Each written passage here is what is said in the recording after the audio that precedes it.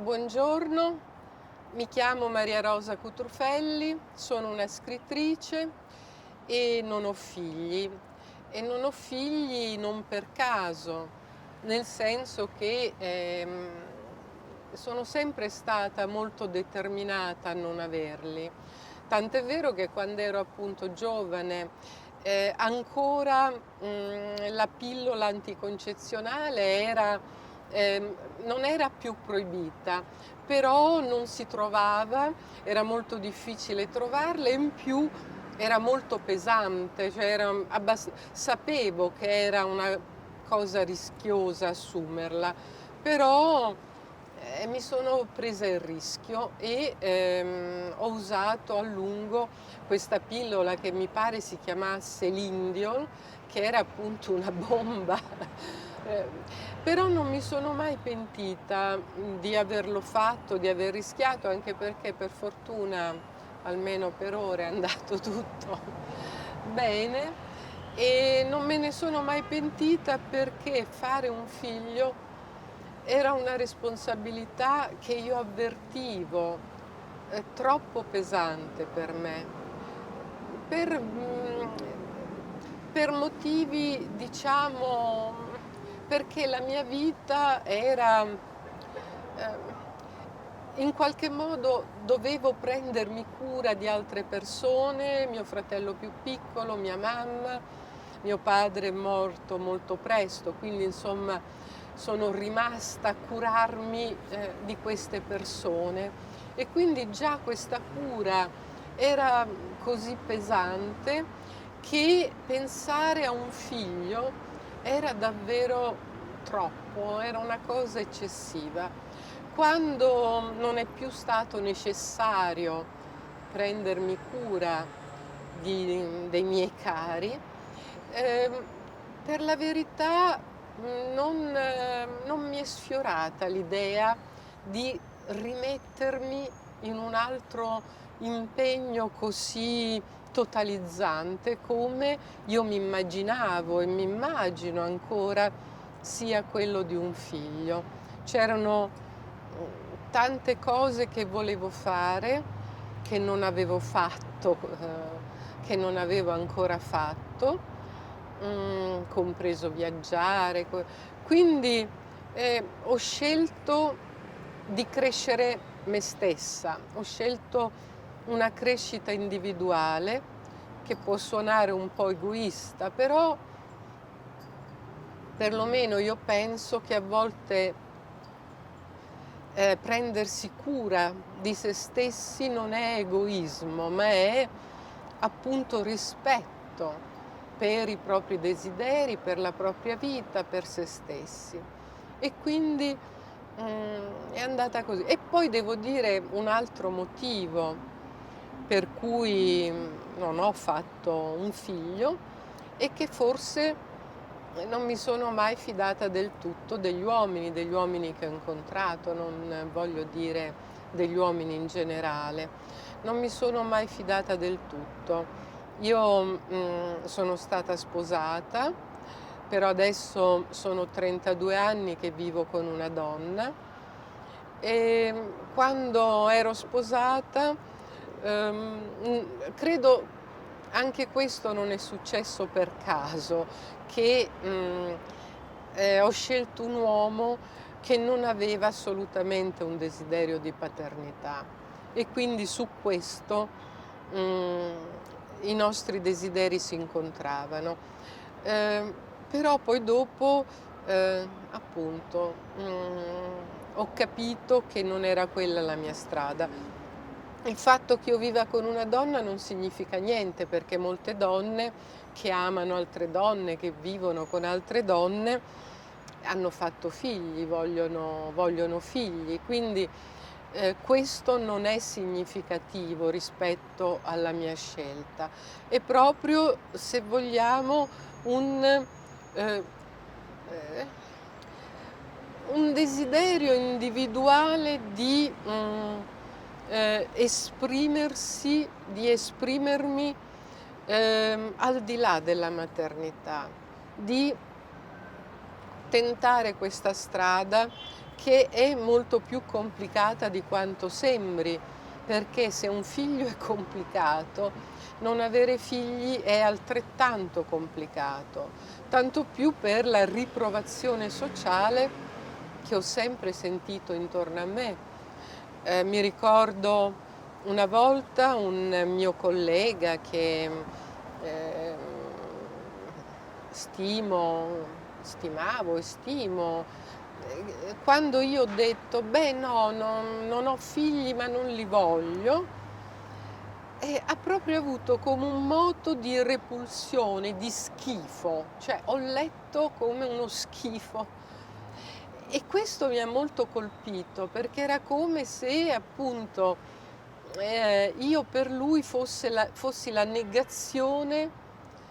dell'essere donna, dell'umanità, mentre per me non è così ovviamente, ma anzi questo mio voler vivere senza avere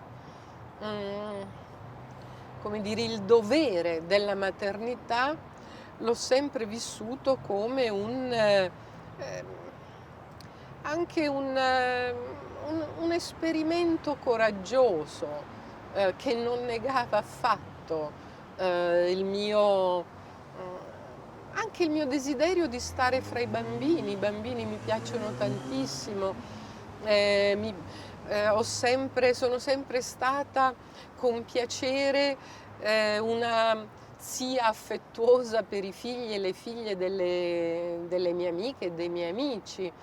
I bambini mi danno tanto, mi divertono, però farlo è un qualche cosa che non ho voluto sperimentare. Forse sono anche molto ansiosa, ho paura, forse ho avuto paura anche di non essere una brava madre proprio perché sono molto ansiosa, ho paura per le persone che amo. Ho sempre sperimentato questa forte paura che alle persone che amo possa succedere qualcosa, ma è talmente forte,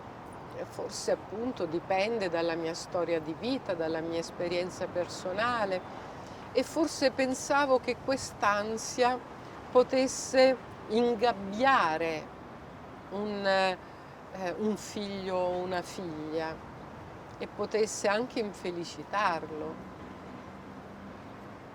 Sì, non c'è dubbio, nonostante tutto, l'argomento è ancora tabù, anche perché sembra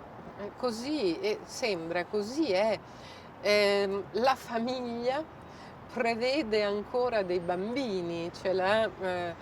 presenza di bambini, non si può essere famiglia a due, sembra che sia una cosa mancante, manca qualche cosa. Può anche darsi che manchi qualche cosa. A volte me lo chiedo, non è che io sia una pasdaran della maternità negata, tutt'altro, me lo chiedo, però penso che sia un grandissimo tabù e che molte donne si costringano ancora a inventarsi un desiderio di maternità che magari non hanno. E questo mi pare triste molto. Però certo non è un argomento da salotto, non è un argomento da cena fra amici, perché c'è proprio perché suscita negli altri come dire, è come se si affollassero tutti i propri desideri nascosti, i propri rifiuti nascosti, o anche questa voglia in fondo la maternità è l'avventura delle donne. E allora molte donne pensano che chi si nega questa avventura non sia degna di far parte della comunità femminile. Io penso al contrario che una donna deve seguire ehm, le proprie inclinazioni. Non credo che esista un desiderio naturale di maternità, è un desiderio complicato che forse non è solo sociale, affonda anche le sue radici nella nostra biologia, però indubbiamente non è noi non siamo, come diceva Simone de Beauvoir, noi non siamo eh, non siamo più una specie animale, siamo una società, quindi i nostri desideri sono, è difficile dire fino a che punto sono naturali e fino a che punto sono sociali, però sembra che ancora il desiderio di maternità venga ritenuto come l'ultimo baluardo della naturalità, quasi più dell'essere gay, dell'essere lesbica, dell'essere omosessuale, eh, che divide gli animi e divide, insomma, divide il mondo, però è in qualche modo un'idea che si fa strada, che può essere accettata, di cui si può discutere appunto pure a cena fra amici in maniera più o meno insomma, semplice. Non è così per quando si dichiara che non si è avuto figli per scelta, per scelta. Questo è come ancora proprio, sì, un negare le proprie radici biologiche in un momento in cui peraltro fare figli è diventato abbastanza poco naturale perché le tecniche non solo di procreazione assistita, ma insomma sono molto complesse, molto artificiali, quindi anche l'essere padre, l'essere madre è un qualcosa che è cambiato radicalmente, però è accettato, è più accettato il desiderio di maternità o di paternità a tutti i costi. Tante mie amiche si sottopongono a torture incredibili pur di essere madri. Ecco, io non mi sono sottoposta a nessuna tortura se non al rischio appunto di prendere una pillola allora molto pesante per non averli invece. Io mi augurerei che si giunga a un punto in cui sia il desiderio di maternità che il desiderio di non maternità venga rispettato in ugual misura. Sì, sì, ma questo è abbastanza naturale che in qualche modo ci siano dei modelli. No, naturalmente mia madre era una madre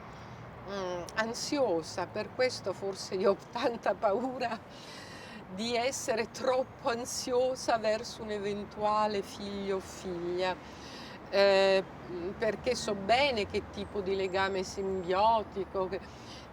che cosa questo produce, però certo questo non è sufficiente, non spiega niente. Però io ho avuto molte zie, alcune hanno avuto figli, altre invece non li hanno avuti. E io soprattutto, una mia zia, che era una sorella di mia madre, forse la sorella prediletta di mia madre, era una donna molto autonoma, molto emancipata per i suoi tempi e non so, non le ho mai chiesto se è stata una scelta la sua, quella di non avere figli e invece di lavorare, perché oltretutto ai suoi tempi era abbastanza oggi, come dire, le donne forse sono più abituate a fare equilibrismi incredibili per conciliare lavoro e casa. Ai tempi di mia zia magari no. Non le ho mai chiesto però ho visto quanto la sua vita fosse piena e ricca nonostante non avesse figli, e forse questo mi ha incoraggiato, sì. Beh, io non sono molto d'accordo con quegli scrittori e quelle scrittrici che usano la metafora materna per i loro libri. Penso che sia troppo semplicistica, però è anche vero, in qualche modo è vero che dentro una scrittrice, così come dentro uno scrittore, c'è come un grembo di carta, e che i libri vengono, ehm, prendono vita dentro questo grembo di carta. Però insomma, penso che sia appunto una maniera ehm, è una metafora troppo facile, una facile ehm, consolazione, se di consolazione c'è bisogno. Io non sono d'accordo, forse perché non ho bisogno di consolarmi con una maternità surrogata, però è vero che c'è molto di materno nel modo con cui io mi prendo cura della scrittura, dei libri, dei miei personaggi, e c'è molto di materno nello sguardo che piego verso i bambini, e, ehm, e nell'attenzione con cui cerco di trasferire sulla carta i loro sentimenti, le loro emozioni e anche le loro paure. Sì, in questo penso ci sia molto di materno, però appunto ehm, penso che la maternità comporti, ehm, la scrittura è una responsabilità, comporta una grande responsabilità, ma è anche la vita dei personaggi, è una responsabilità che noi ci pigliamo, ma certo una vita fatta di carne e di sangue è un qualche cosa di differente. Io non voglio fare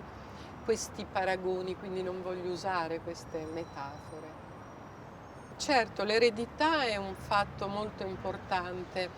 ma non l'eredità delle cose materiali. Non me ne importa niente a chi o come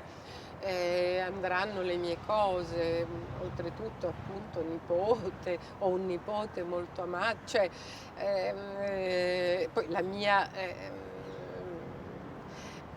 erede naturale è la mia compagna di vita. Ma quello che io penso è che sì, io penso di avere un'eredità da trasmettere. Spero e voglio trasmetterla alle donne, eh,